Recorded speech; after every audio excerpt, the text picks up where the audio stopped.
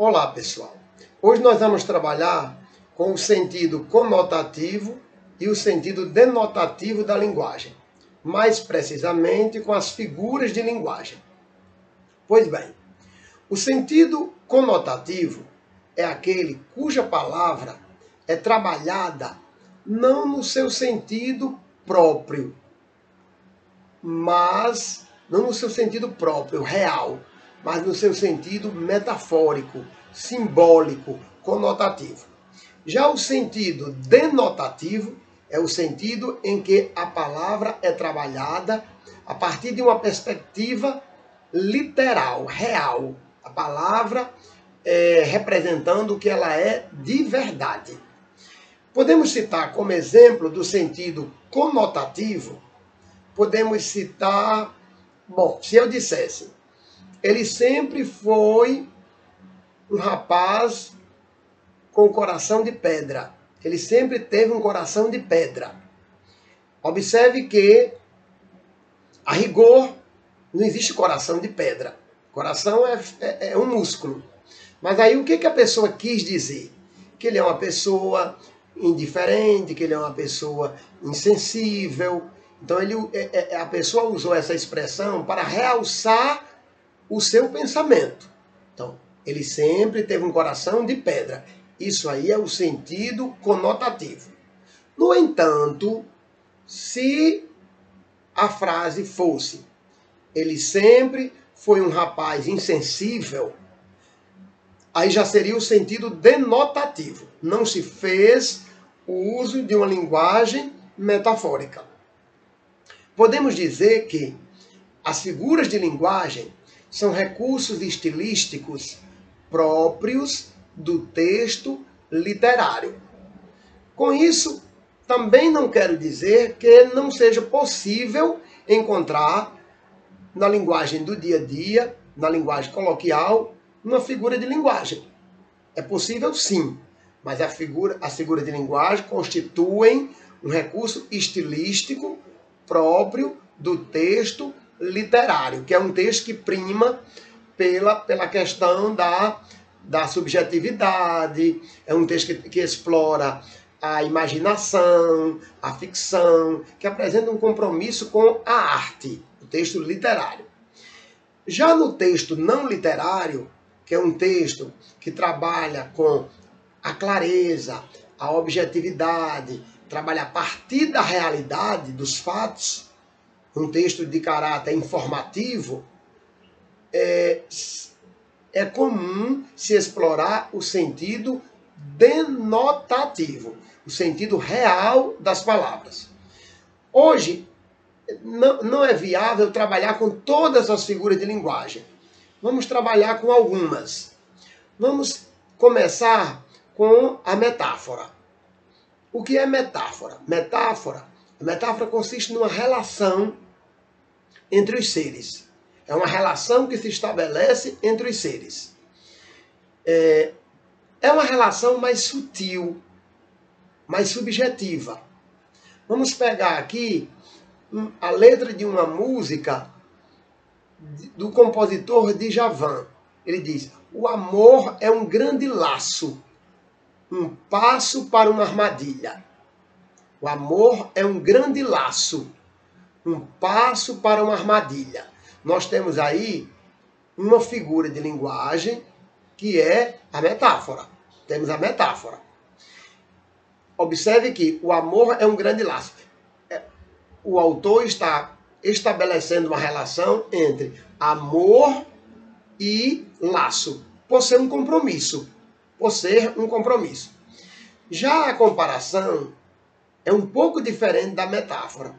Na comparação, nós temos uma relação mais direta, uma relação comparativa mais direta, uma analogia que se faz de maneira objetiva, a partir do uso de elementos linguísticos.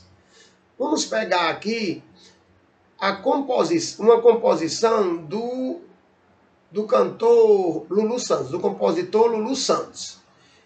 Como uma onda. Ele diz: nada do que foi será de novo do jeito que já foi um dia.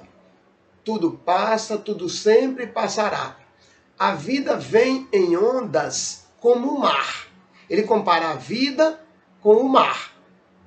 Então, o que estabelece a comparação aí é a presença da conjunção como.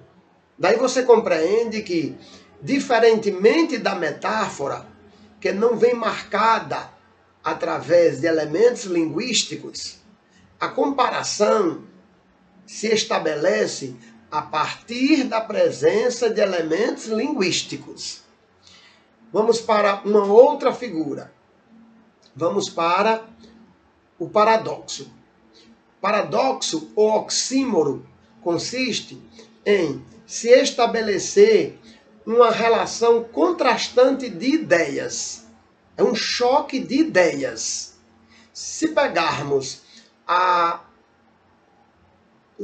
letra da poesia de Camões, em que ele diz: amor é fogo que arde sem se ver, é ferida que dói e não se sente, é um contentamento descontente, é dor que desatina sem doer. Observe que o poeta faz uso de paradoxos exatamente porque a intenção dele é mostrar quão paradoxal é o sentimento amoroso. Quão paradoxal é o sentimento amoroso. O sentimento amoroso é cheio de contradição. Ele faz uso exatamente para realçar o seu pensamento, ele faz uso de paradoxo. Vamos pegar aqui a letra de uma canção de Ana Carolina, da compositora Ana Carolina. Ela diz: e cada vez que eu fujo, eu me aproximo mais. Observe que temos também um paradoxo.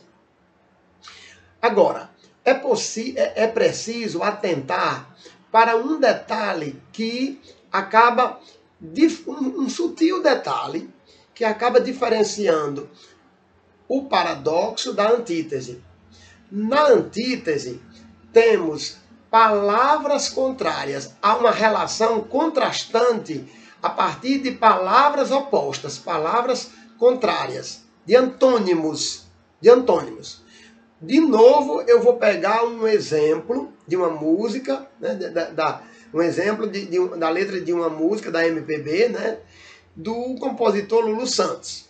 Só que dessa vez, certas coisas.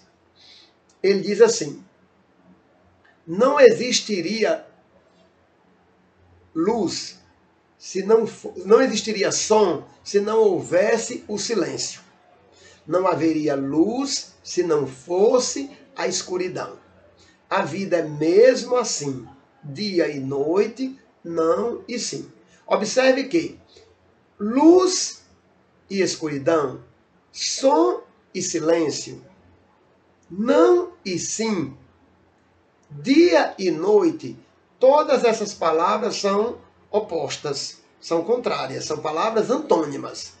E essa relação contrastante de palavras vai consistir, vai ser um exemplo de antítese.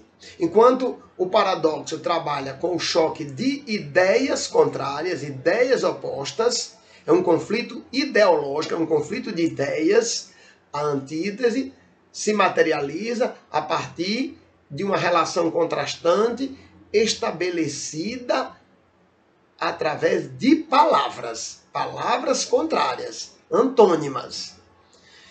Continuando, expliquei o que é a metáfora e a comparação, a antítese e o paradoxo.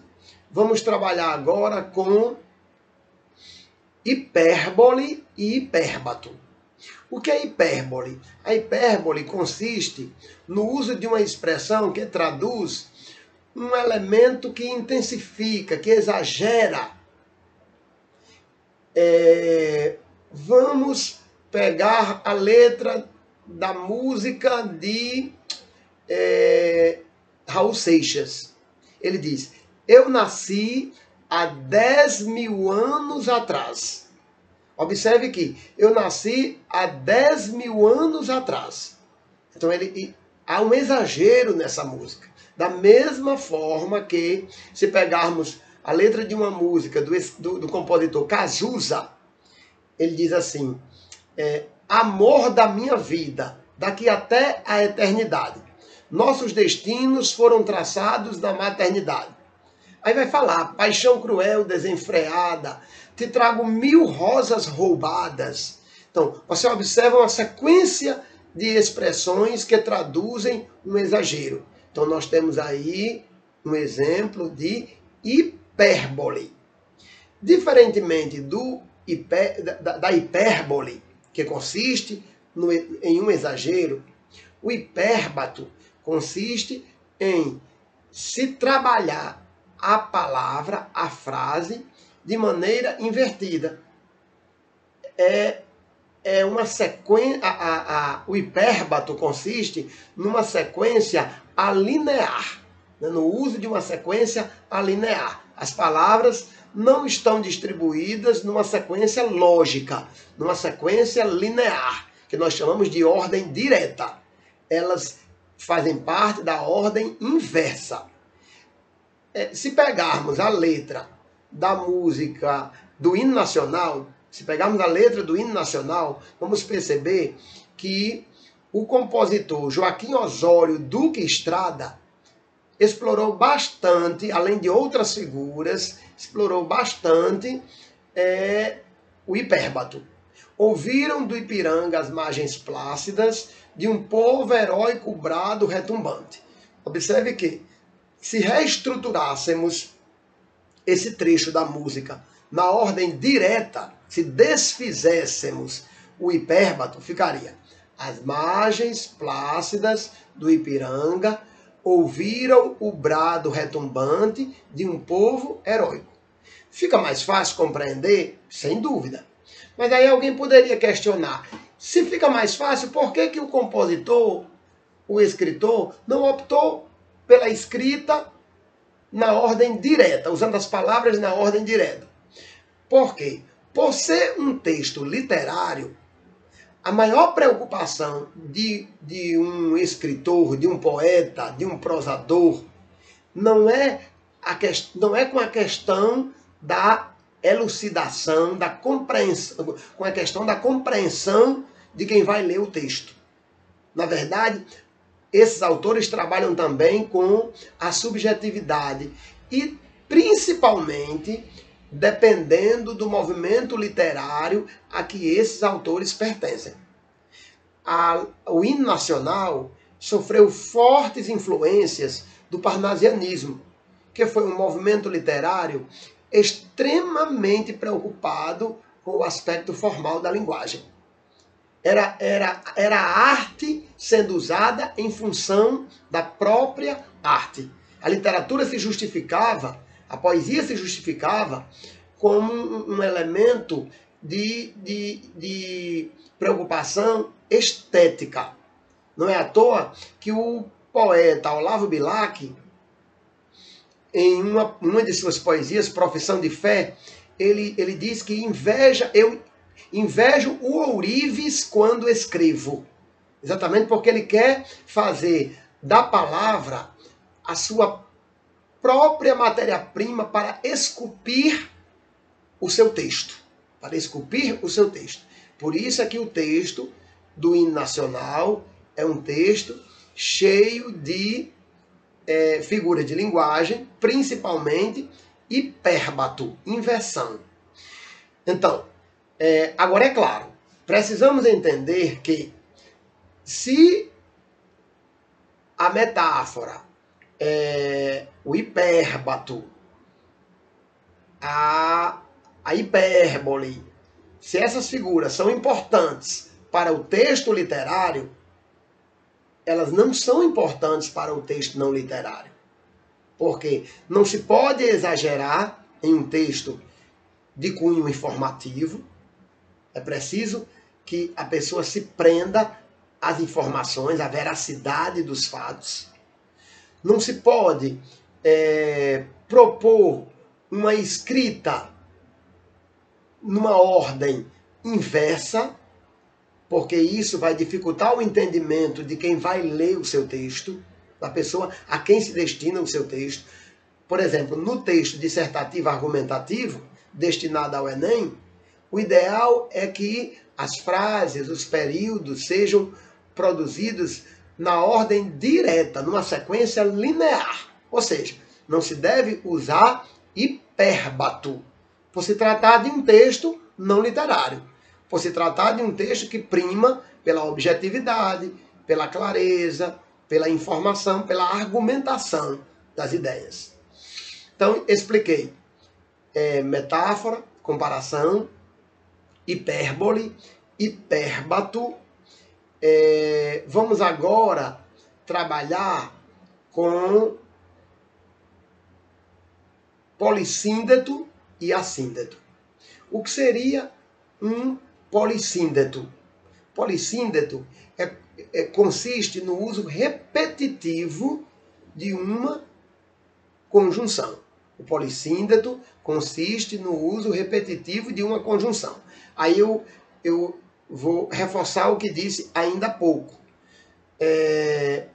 Mas repetição não compromete a qualidade do texto? Depende do texto. Depende do texto. Por se tratar de um texto literário, a repetição de conjunções é considerada um recurso estilístico. É o que se chama de polissíndeto. A repetição de palavras é uma anáfora, é um recurso estilístico. A repetição de vogais, de sons vocálicos, é uma assonância, é um recurso estilístico. A repetição de sons consonânticos, de consoantes, é um recurso estilístico, é uma aliteração. Mas esses recursos não devem ser utilizados em textos não literários. Então, voltando para o polissíndeto. Polissíndeto consiste na repetição de conjunção, porque conjunção é síndeto, é o elemento que estabelece a ligação. Existe uma poesia de Vinícius de Moraes, um soneto de fidelidade. E ele diz assim: de tudo ao meu amor serei atento, antes e com tal zelo, e sempre, e tanto, que mesmo em face do maior encanto, dele se encante mais meu pensamento. Observe que o autor, o poeta, usou repetidas vezes o conectivo i, a conjunção i, sem acento. Por isso que se pronuncia i, é átono, é um monossílabo átono, diferentemente do verbo verbo ser. Então, observe que a repetição do conectivo i vai reforçar, vai enfatizar toda a dedicação, todo o zelo, o amor que o eu lírico tem pela pessoa amada. Então não vai comprometer a qualidade do texto, por se tratar de um texto literário. No entanto, se fosse um texto não literário, a repetição poderia comprometer, porque a linguagem ficaria enfadonha, cansativa. Se polissíndeto consiste na repetição de palavras, assíndeto é exatamente o contrário.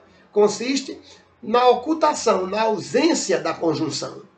O polissíndeto é a repetição da conjunção e o assíndeto, a ausência da conjunção.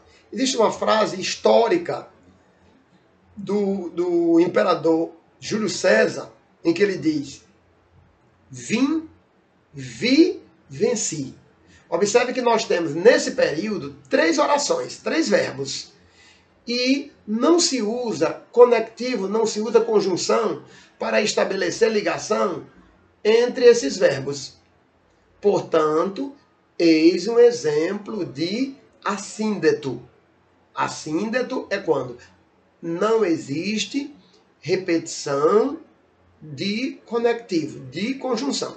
Já expliquei metáfora e comparação, antítese e paradoxo, hipérbole e hipérbato, polissíndeto e assíndeto. Vamos agora trabalhar com a questão da ironia. O que seria uma ironia? A ironia é uma figura de linguagem, uma figura de pensamento muito interessante, mas é preciso recuperar, entender essa ironia dentro do texto escrito. uma vez que no texto falado ela é muito mais fácil de ser identificada. Por quê? Porque existem outros recursos que vão ser utilizados além do próprio texto, além do próprio texto verbal, existem outros recursos que vão ajudar. A própria expressão facial, o olhar, o sorriso, o tom da voz, tudo isso vai facilitar o entendimento de uma ironia. Já no texto escrito, é necessário que a pessoa tenha um certo repertório de conhecimentos, de informações. Por isso que muitas vezes, para que a ironia seja compreendida como tal, quem escreve usa aspas para realçar aquela ironia. Existe uma composição, uma música do compositor, também do compositor Cazuza, em que ele diz assim: eu vejo um museu de grandes novidades. Eu vejo o futuro repetir o passado. Eu vejo um museu de grandes novidades. Ora, você imagine, eu vejo um museu de grandes novidades. Como um museu vai trazer novidades? Então daí você percebe que o compositor está sendo irônico. Temos também uma ironia e temos também um paradoxo. Porque museu de novidades é um choque, né? Um choque ideológico. Então temos um paradoxo aí e temos também uma ironia. E é claro que a intenção do compositor Cazuza aí foi criticar a nossa sociedade, que é extremamente hipócrita, que faz uso de um falso moralismo, né? Que insiste em passar para as outras pessoas que o tempo mudou, que a vida melhorou, que as pessoas são diferentes, quando na verdade tudo se reproduz a cada dia, a cada momento. Para finalizarmos a nossa aula, vamos trabalhar agora com a elipse e o zeugma. Observe que elipse e zeugma são figuras de construção. Portanto, elas tanto podem ser usadas no texto literário, como elas também podem ser usadas no texto não literário. Uma vez que, no texto não literário, elas vão evitar a repetição. Vão evitar que se use uma palavra que já está, uma palavra que é evidente. Uma palavra evidente. Existe uma poesia de Cecília Meirelles, da poetisa, da escritora carioca Cecília Meirelles, cujo título é Motivo. Ela diz: eu canto porque o instante existe e a minha vida está completa. Não sou alegre, nem sou triste. Sou poeta.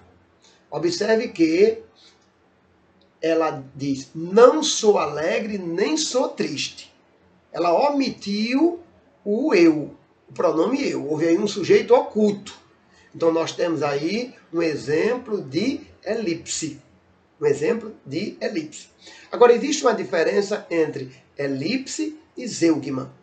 No caso do zeugma, a palavra apenas não vai ser repetida. A palavra não vai ser repetida. Então, usa-se a palavra e depois não se repete.